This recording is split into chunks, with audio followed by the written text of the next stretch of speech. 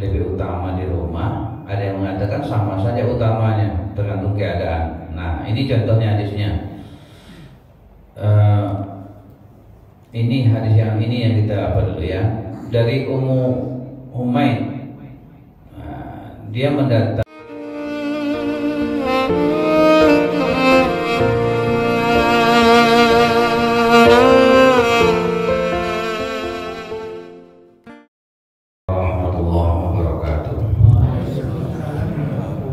Alhamdulillahirabbil alamin, wassalatu wassalamu ala asrofil anbiya wal mursalin wa ala alihi wa sahbihi ajma'in. Allahumma bika asbahna wa bika amsayna wa bika nahya wa bika namutu wa ilaikan nusyur.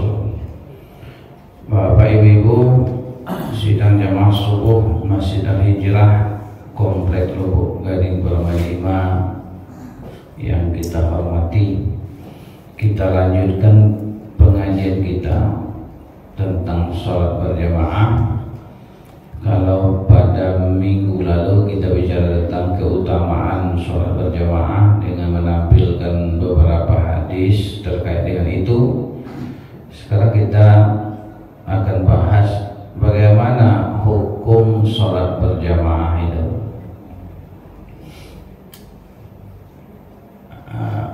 Ada nanti beberapa pendapat tentang hukum sholat berjamaah. Pertama pendapat Imam Asy-Syafi'i, Imam Abu Hanifah, lalu sebagian besar pengikut mereka, lalu ada sebagian besar kalangan Hanafiyah maupun Malikiyah. Apa pendapat mereka bahwa hukum sholat berjamaah itu fardu kifayah. Artinya apa? Di masjid ini mesti ada sholat berjamaah. Kalau nanti ada kosong, maka seluruh komplek itu berdosa. Tapi kalau sudah ada yang menegakkan sholat berjamaah di masjid ini, maka terhindarlah kita dari dosa. Itu pendapat pertama ini. Al-Hafiz Ibnu Hajar berkata, Zahir Nas Syafi'i atau perkataan Syafi'i mengatakan sholat berjamaah hukumnya fardu kifayah. Inilah pendapat jumhur mutaqaddimin dari ulama Syafi'iyah dan banyak ulama dari kalangan Hanafiyah dan Malikiyah. Disebutkannya dalam kitab Fathul Bari juz 2 halaman 26. Apa dalil yang mereka pakai sehingga sampai kepada kesimpulan sholat berjamaah itu hukumnya fardu kifayah? Jadi mirip seperti sholat jenazah. Ini. Pertama, ini hadis ini diriwayatkan oleh Abu Daud dalam sunannya. Rasulullah bersabda, tidaklah ada 3 orang dalam satu perkampungan atau pedalaman yang tidak ditegakkan pada mereka sholat kecuali syaitan akan menguasainya. Berjamaahlah kalian karena serigala hanya memangsa kambing yang sendirian. Ini dari makna yang terkandung dalam hadis ini disimpulkan sholat berjamaah itu mesti ada.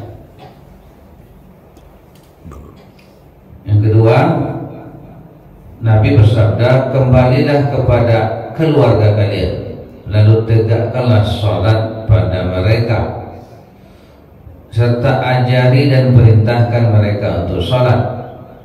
Sholatlah kalian sebagaimana kalian melihat aku sholat.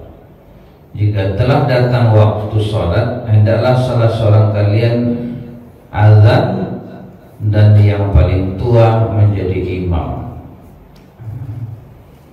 Ini juga menjadi dalil dari kelompok yang mengatakan hukum sholat berjamaah itu fardu kifayah. Yang ketiga, dalilnya adalah dari Ibnu Umar radhiyallahu anhuma bahwa Rasulullah SAW bersabda, sholat berjamaah mengungguli sholat sendirian 27 kali derajat. Jadi dari ketiga hadis tadi, ulama-ulama yang banyak tadi berpendapat hukum sholat berjamaah itu fardu kifayah. Nah, itu pendapat yang lunak yang tadi itu. Nah, jadi pendapat itu mulai dari moderat, ekstrem kanan, ekstrem kiri gitu. Ini pendapat yang keras dari ulama Zahiriyah dan ilmu hadis, ulama hadis. Apa kata pendapat yang kedua ini? Berjamaah itu menjadi syarat sah salat. Jadi kalau orang itu salat tidak berjamaah, tidak sah salat. Itu enggak. Kecuali ada halangan. Kalau halangan dia baru sah salatnya sendiri. Kalau tidak ada halangan, orang berjamaah di sini, dia sholat di rumah, siapapun kita. Maka pendapat keduanya mengatakan orang yang sholat di rumah tanpa uzur tidak sah sholatnya. Nah, kan gawat kan?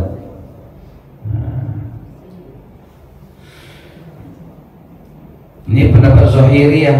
Zahiriyah itu kan pengikut dari Imam Daud Az-Zahiri. Nanti muridnya ada Ibnu Hazm dan sebagainya. Ini juga diamini, disetujui oleh Ibnu Taimiyah, Ibnu Qayyim, Ibnu Aqil dan Ibnu Abi Musa. Apa dalil yang mereka pakai sehingga sampai pada kesimpulan bahwa berjamaah itu menjadi syarat sah salat? Ini hadis pertama. Barang siapa yang mendengar azan lalu tidak datang, maka tidak ada salat baginya kecuali karena uzur. Man sami'an nida, siapa yang mendengar an-nida, itu panggilan, yaitu azan, falam ya'tih, lalu tidak menjawab, tidak mengikuti panggilan tadi, tidak memenuhi panggilan tadi, fala sholatalah, maka tidak sah sholatnya, illa min uzrin, kecuali ada uzur. Hadis riwayat Ibnu Majah.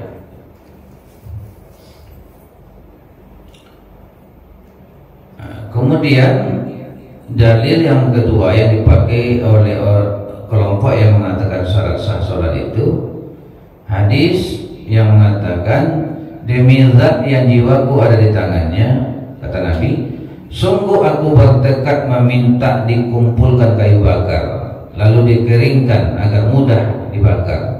Kemudian aku perintahkan sholat, lalu ada yang azan, kemudian aku perintahkan salah seorang sahabat untuk mengimami sholat, dan aku tidak berjamaah untuk menemui orang-orang, yakni laki-laki yang tidak berjamaah, lalu aku bakar rumah-rumah mereka.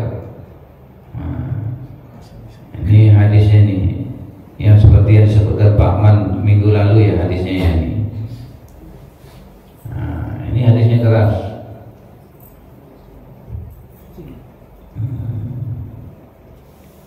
Hadis sahih Muslim.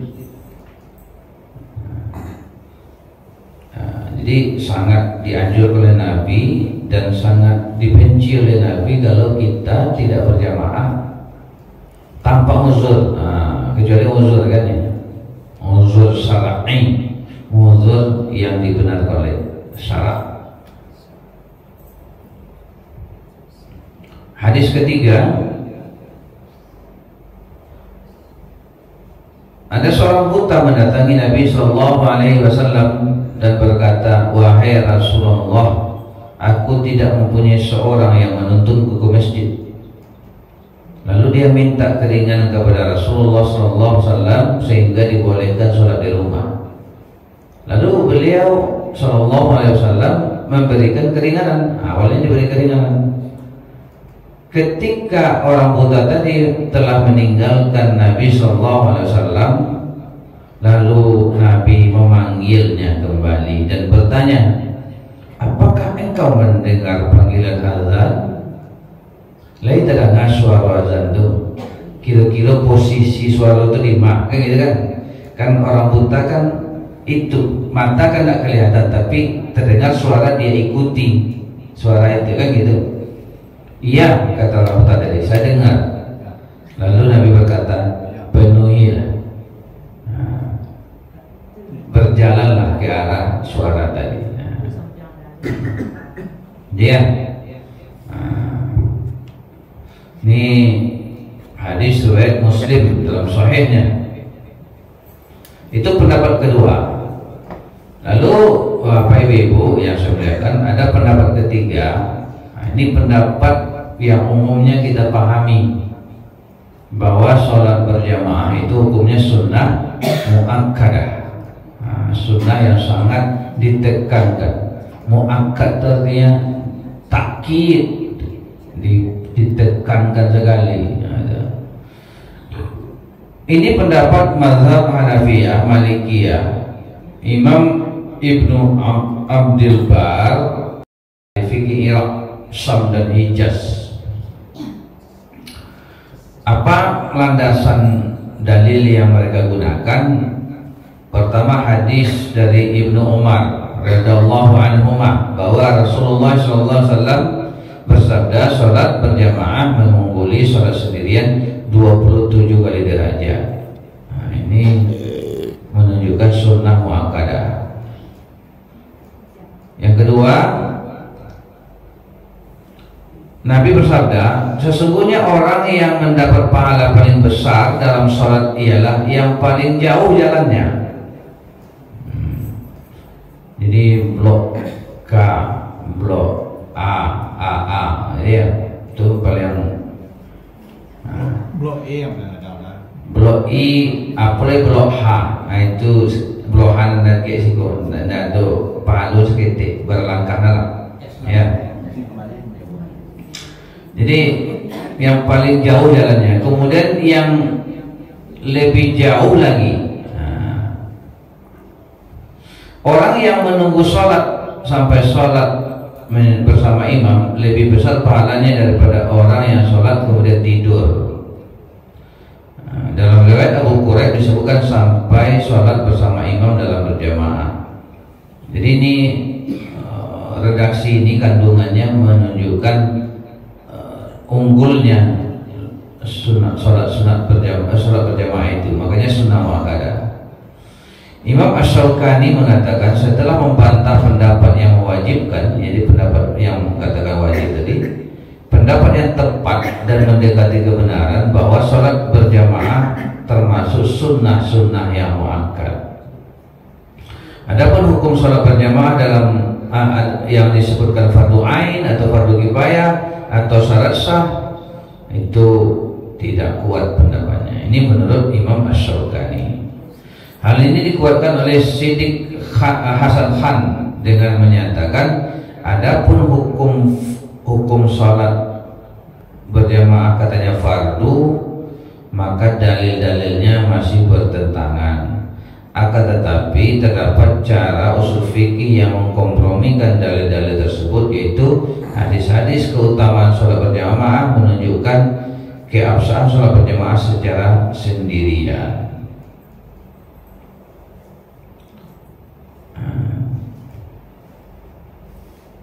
Ini masih dalam bantah-bantahan tadi ya.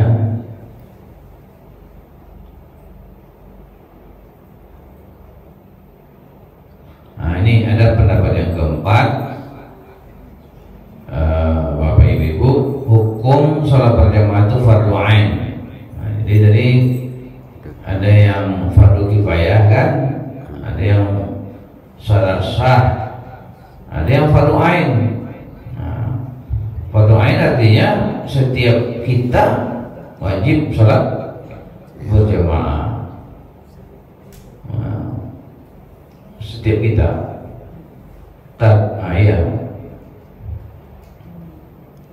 Demikian ini pendapat Ibnu Mas'ud, Abu Musa al-Asy'ari, Atha bin Abi Rabah, Al-Auza'i, Abu Thawr, Ibnu Khuzaimah, Ibnu Hibban, dan sebagian besar ulama Hanafiyah dan mazhab Hambali. Dalilnya adalah, dan apabila kamu berada di tengah-tengah mereka sahabatmu, lalu kamu hendak mendirikan sholat bersama-sama mereka, maka hendaklah segolongan dari mereka berdiri bersamamu dan menyandang senjata. Ini kan sholat dalam perang nih. Dalam perang aja disuruh sholat berjamaah. Jadi kalau dalam perang musuh kita tidak tahu ya, tidak tahu di mana. Jadi caranya Nabi jadi imam, lalu sebahagian sahabat sholat pakai senjata, pegang senjata. Nanti sampai rakaat pertama berakhir, sujud kedua. Nanti di rakaat kedua gantian yang sholat tadi berjaga di depan, yang berjaga tadi sholat lagi mengikuti Nabi. Jadi hendaklah segolongan dari mereka, para tentara sahabatmu itu bersamamu menyandang senjata. Kemudian apabila mereka yang sholat bersamamu sudah sujud menyelesaikan satu rakaat, maka hendaklah mereka pindah ke belakangmu untuk menghadapi musuh. Dan hendaklah datang segolongan yang kedua yang belum sholat lalu bersolat bersamamu, dan hendaklah mereka bersiap-siap dan menyandang senjata. Orang-orang kafir ingin supaya kamu lengah dari senjatamu dan harta bendamu, lalu mereka menyerbu kamu dengan sekaligus. Dan tidaklah ada dosa atasmu meletakkan senjata-senjatamu jika kamu mendapat sesuatu kesusahan karena hujan atau karena kamu memang sakit. Dan bersiap-siagalah kamu, sesungguhnya Allah telah menyediakan azab yang menghinakan bagi orang-orang kafir itu. Jadi An-Nisa ayat 102. Ini dalam perang aja disuruh berjamaah. Nah, kita tidak perang, tidak apa-apa gitu. Nah, makanya dikatakan ini fardu ain.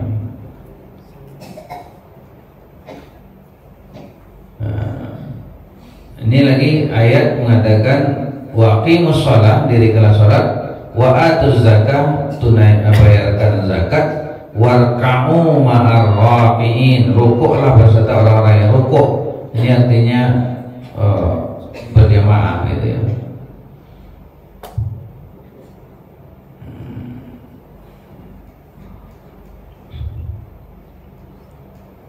Kemudian katakanlah, Rabbku menyuruh menjalankan keadilan, dan katakanlah luruskan mukamu di setiap salat dan sembahlah Allah dengan mengikhlaskan ketaatan kepadanya. Sesungguhnya Dia telah menciptakan kamu pada permulaan, kamu akan kembali kepadanya. Kul umirtu, kul amara Rabbi bil qist wa qimu wujuhakum inda kulli masjid. Jadi ini juga dalil yang dipakai. Kemudian beberapa dalil lainnya.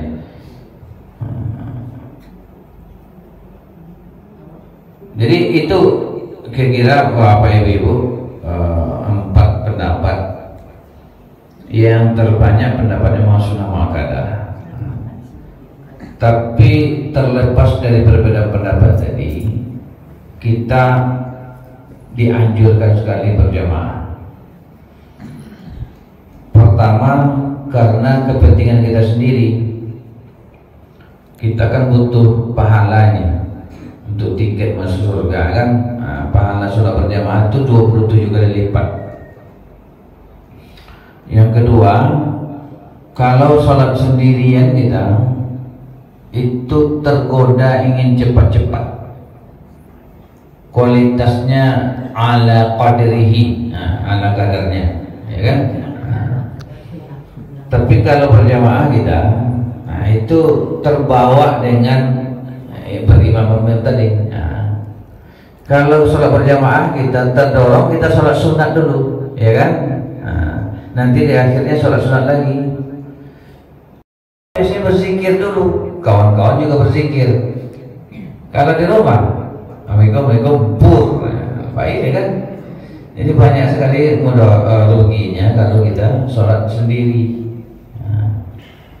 Padahal Bapak Ibu kan kita tahu amal utama seorang manusia dan yang akan pertama pula dihisab itu sholat. Maka perhatikanlah kualitas sholat kita. Jadi bukan Presiden Jokowi nanti dihisab, bukan jabatan presidennya yang pertama. Bagaimana kamu menjabat? Bukan. Bagaimana sholatmu? Nah, gitu kan? Orang terkaya di dunia, siapapun itu, makanya orang-orang Arab kaya raya itu, bukan berapa hartamu, bukan tanya bagaimana sholatmu. Itu nanti. Maka tidak ada ilmu paling tinggi, paling penting di dunia ini kecuali ilmu tentang sholat.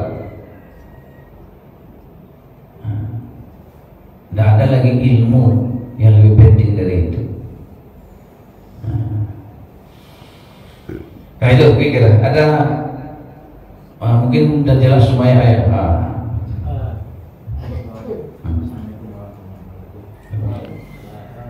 Dari bermacam hadis tentang sholat berjamaah, ini mungkin kalau kita lihat masa yang lalu, pemahaman orang tentang sholat berjamaah itu mungkin ragu-ragu ya, karena banyak hadis yang mereka lihat sehingga mereka cenderung pada yang menyenangkan mereka. Nah, kalau ulama di idealnya ulama itu mesti menentukan sikap. Menentukan sikap maksudnya, mengingat fadilahnya luar biasa, mesti dia mengarah ke wajib. Jadi ulama ini tidak ada sikap yang tegas. Alhamdulillah pada saat ini kan sudah ada 1, 2, 3 yang tegas tentang sholat berjamaah. Misalnya semat, kalau sholat di rumah itu namanya kalau di masjid kan mukmin, kalau di rumah namanya apa istilah kalian perempuan muslimah ya. Jadi ada 1, 2 hari ini sudah tegas tentang sholat berjamaah. Sementara yang lain itu masih bersikap di antara hadis yang lemah juga, artinya di rumahnya sholat ada kan gitu. Pada padilahnya kalau kita lihat dari statement ulama, kalau masjid itu ramai, itu kaum kafir itu sangat takut sekali kepada kekompakan masjid. Jadi maksud saya itu belum berapa ulama kita yang tegas bagaimana bersikap, bagaimana sholat berjamaah ini idealnya dan harus dilaksanakan begitu. Ya, kalau pendapat sebetulnya kan sudah tegas nih, hanya ada yang fardu kifayah, kemudian ada yang syarat sah, itu sangat tegas tuh pendapatnya itu. Nah, cuma barangkali gini, ulama ini kadang-kadang berfatwa sesuai dengan kondisi umat. Nanti kalau dia fatwakan arahnya keras, kadang-kadang tidak iringi oleh umat. Jadi kalau sekarang semangat beragama itu sudah semakin tumbuh sekarang ya, sehingga semakin keras pendapat masih bisa diikuti. Kalau dulu sama dengan mobil tua kita gas gigi ampe, tabang-tabang, bukan otonya yang tabang, rodanya tabang. Nah kan gitu. Jadi akhirnya bisa-bisa umat itu lari dari ulama. Kok balik warna maka jadi ustaz kok nyebut nggak usah lawak ngaji nyole kayak gitu kan. Kadang-kadang kan gitu ulama ini. Dia tahu sebetulnya pendapat yang lebih kuat kan, tapi dilihat kondisi jamaah kok dia gini pendapat ini kok nggak keselesai gitu kan gitu ya.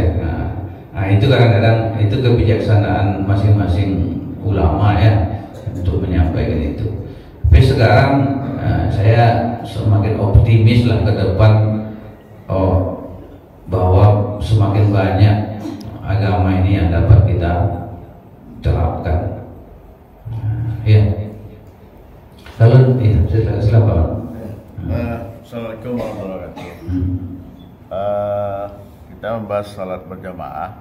Tentu saja salat berjamaah ini sangat bagus dan sangat banyak manfaatnya. Tadi sudah diuraikan Pak Iwan tadi, baik banyak pahala, bisa menjalin silaturahmi, bisa membuat persatuan umat dan merangkul talenta-talenta umat. Tapi sebenarnya saya rasa bukan ulama kurang tegas. Ulama-ulama dulu itu kan sangat hebat-hebat ya. Cuma di agama kita ada juga kemudahan-kemudahan yang diberi kepada umat. Contohnya umpamanya dulu kita mendengar orang sholat di pinggir apa aja, di pinggir sungai. Kalau sungainya besar boleh pindah ke belakang, sholatnya tidak diulang lagi. Artinya kan dipermudah, tidak diulang dari nol. Kemudian kalau kita pergi ke luar kota umpamanya, kan kita dikasih jamak. Karena di luar kota itu kita tidak tahu di mana letak masjid, kita mungkin dalam suasana tak kaja-kaja gitu kan.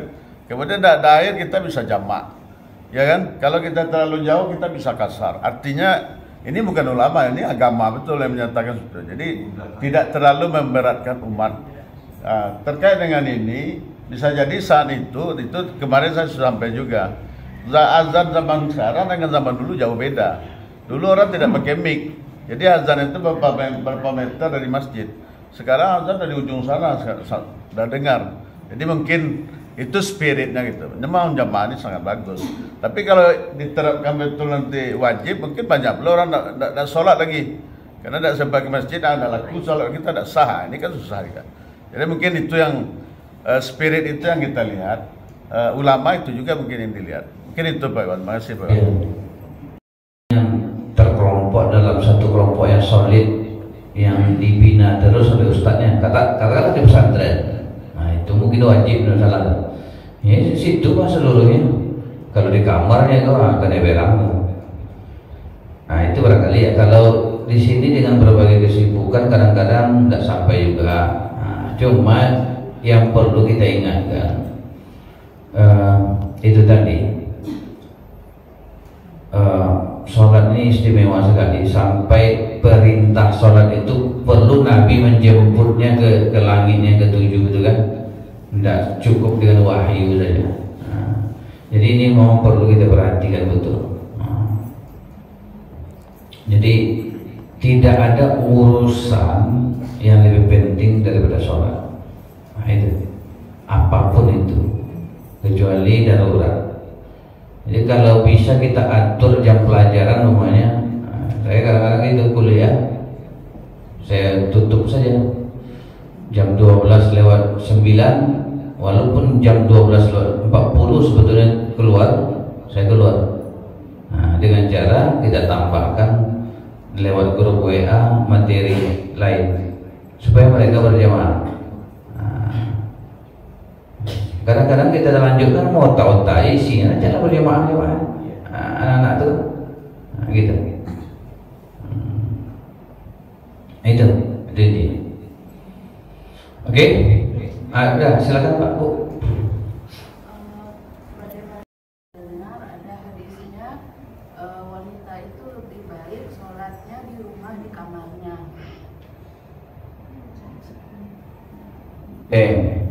Apa hadis sehingga nanti para ulama berbeda pendapat juga.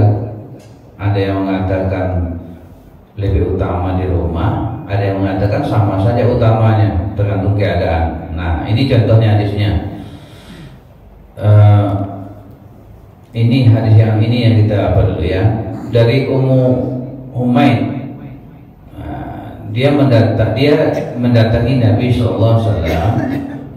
Lalu dia berkata, wahai Rasulullah, sesungguhnya saya senang sholat bersamamu. Jadi sukunya sholat berjamaah bersama Nabi. Lalu Nabi SAW berkata, sungguhnya saya mengetahui bahwa engkau senang sholat bersamaku, namun sholatmu di rumahmu lebih baik daripada sholat di kamarmu, dan sholatmu di kamarmu lebih baik daripada sholat di tempat tinggalmu, dan sholatmu di tempat tinggalmu lebih baik daripada sholat di masjid kaummu, dan sholatmu di masjid kaummu lebih baik daripada sholat di masjidku. Artinya Nabi memerintahkan, menginginkan yang perempuan ini sholat di rumah saja ya. Tapi ada hadis lain, nah, janganlah kalian halangi para wanita wanita Allah ya, menghadiri masjid Allah. Jika mereka hendak keluar juga, maka hendaklah mereka tidak mengenakan wangi-wangian. Jadi ini kan yang bertentangan ya. Kalau tadi disuruh Nabi perempuan itu di rumah, kalau ini suami-suami yang melarang wanita ke masjid, jangan larang. Nah, cuma kalau mereka berangkat, jangan bersolek, jangan berwangi-wangian yang mencolok. Dari hadis-hadis yang seperti ini, maka para ulama mengkompromikan kenapa di awal-awal Islam wanita itu dilarang ke masjid, dianjurkan di rumah. Karena waktu itu kondisi belum aman bagi wanita. Ya. Masa jahiliyah itu wanita itu objek seksual kebanyakan. Dan sering diganggu di jalan. Di awal-awal Islam itu malah Aisyah pun kan diganggu. Makanya nanti disuruh berjilbab sebagainya kan. Jadi kedatangan wanita ke masjid itu banyak bahayanya bagi wanita itu sendiri, kemudian bagi konsentrasi laki-laki. Melihat wanita datang itu udah konsentrasinya sudah buyar. Itu waktu itu. Nah, kemudian dakwah Islam, perbaikan akhlak dilakukan oleh Nabi berhasil sehingga wanita sudah dihormati. Ya, tidak lagi ada sahabat yang melecehkan wanita. Nah, ketika kondisi aman seperti itu, baru muncul hadis yang ini. Jadi konteksnya berbeda, waktunya berbeda. Hadis ini ketika kondisi sudah aman.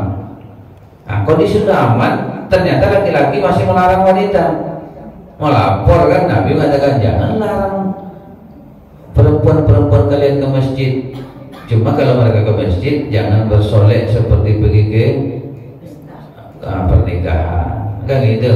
Jangan pakai wangi-wangian sehingga 7 kilo masih tabawojo wangi-wangian kok aja. Sekedar untuk menghilangkan bau badan saja, gitu. Nah, itu deh. Jadi kondisi sekarang yang kita alami sekarang ya lebih cocok hadis yang kedua ini. Apalagi kalau wanita pergi sholat ke sini kan ada pengajian juga kan gitu, ada dapat makan lontong juga kan, lumayan tuh kan, macam-macam lah, ada silaturahim juga. Kalau di rumah, tapi kalau dia pilih di rumah saja tidak perlu salah, karena pada dasarnya memang begitu hadisnya pertama tadi. Ya. Yang main datang Pak. Sama-sama kadang Pak. Sama-sama kadang. Sama. Kalau di sana mungkin jadi gini Pak ya. Kalau wanita itu memang rentan menimbulkan fitnah. Inyo rancak bana. Kalah artis-artis ibu kota kan gitu. Kalau semuanya ke siko, kira-kira perhatian Pak Zawir ke imam atau ke inyo kan gitu. Itu problemnya. Ini jadi ini kalau gini, kalau menimbulkan kehebohan seperti ini, lebih baik dia di rumah aja. Ya kan? Beko masalahnya jamaah laki-laki kok lebih banyak ke belakang nanti Pak, kosong toko. Nah, itu Pak dia Pak.